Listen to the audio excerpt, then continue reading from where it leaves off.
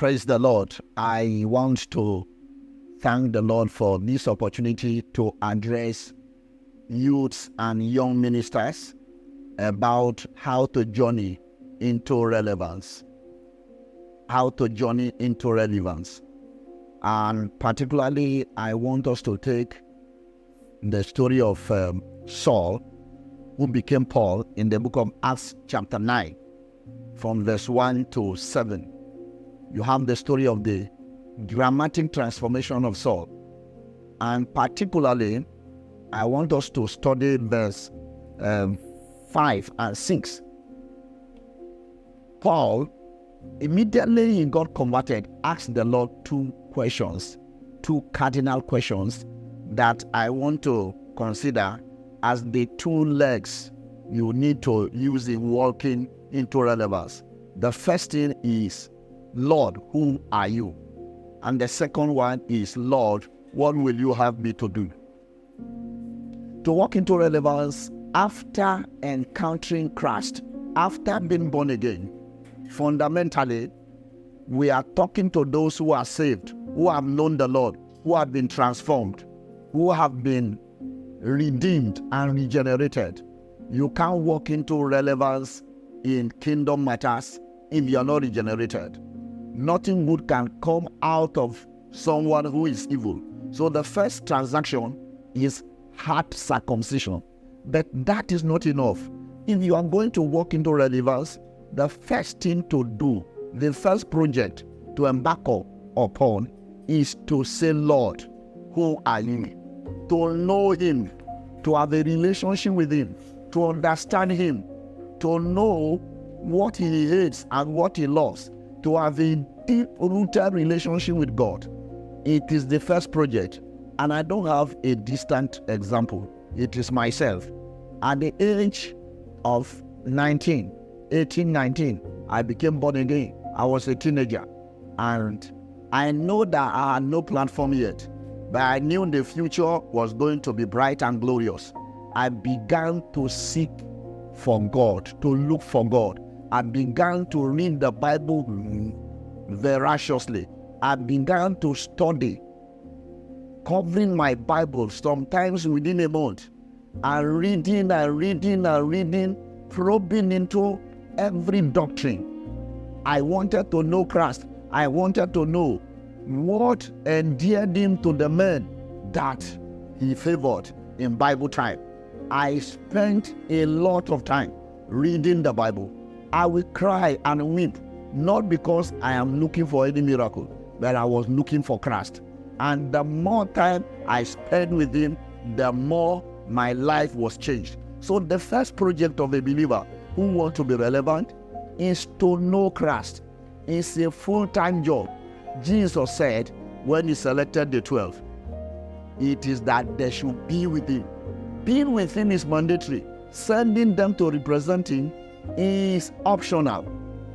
Every disciple that wants to be relevant must stay with Christ, must develop this attitude that you are always looking for Christ. You go to meetings where you will know more about Christ. You read books that will show you Christ. You relate with men of God that you are sure that you will know Christ more by relating with them. So if your passion is knowing Christ, after knowing him, he will cause you to show him. Nobody lights a candle and put it under a bushel. So serving him is outcome of knowing him. You can't show a man you don't know. So the next project of a man who wants to be relevant is to seek to serve him. What will you have me do, Lord? Means, what do I do for you? What is my purpose? First thing to note, if you are going to serve God, is to find out. Every man on earth has a different purpose. There may be similarity. Similarity is not sameness. No two people are the same. So you are going to find out, Lord, why am I here?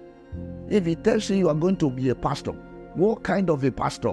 Where are you going to pastor? What spiritual ingredients do you need to develop? If he tells you are going to be a prophet, a teacher, a singer, a prayer warrior, a missionary. The first thing is that you must know the map of your destiny. What will make you to run well is to know early. To even know who to follow, who should disciple you, which church you should go, which man you should follow. First of all, you need to know where you are going, and you need to now know who to follow to get there on time and without accident. The second part of that second matter is that as you are knowing, you begin to know what you are supposed to do for God, you need preparation. You need to prepare. You need to be developed. The reason why he kept the disciples, the apostles, for 3.5 years is that you can't become until you know. The reason why you spend 5 years in the university to become an engineer, to become a lawyer, is because you need to be taught before you can become. So you must learn rudiments of ministry, learn discipline, learn self-control, learn how to maintain a consistent Christian life, learn how to deal with popularity, and learn how to maintain a stand with God that will cause you to be consistent and relevant for a long time. Learn how to deal with temptations. Learn how to. There are some times that in the course of ministry, you will meet dryness. You have preached well. You have done a good labor, and the people do not appreciate it. If you didn't learn under God, you will not be able to handle it. It is when you are learning that you get ingredients, victuals for the journey. It is as you stay with Him to learn that every endowment, every endowment, every grace you need for impact will be released. And as you do these two things, as you keep learning of Him and keep serving Him, your path will become brighter. You will move from glory to glory. And I want you to know that God does not say everything in one day. He wants you to be progressive in your work with Him. And as you are careful in working with Him, I am very sure He will not disappoint you. I am very sure He will take you there. It is very, very, very important for you to know that He has a purpose for every man. You have to look for Him, you have to know Him, you have to find that purpose, you have to prepare for it, and you have to actively engage in your duty post while you are strong. It's good for a man to bear his yoke while it is young. It is not only drugs that expire, even human beings expire. Don't expire before you inspire your world. Follow these instructions, and I'm sure we will meet you at the place of relevance. Your future will be valuable. God bless you.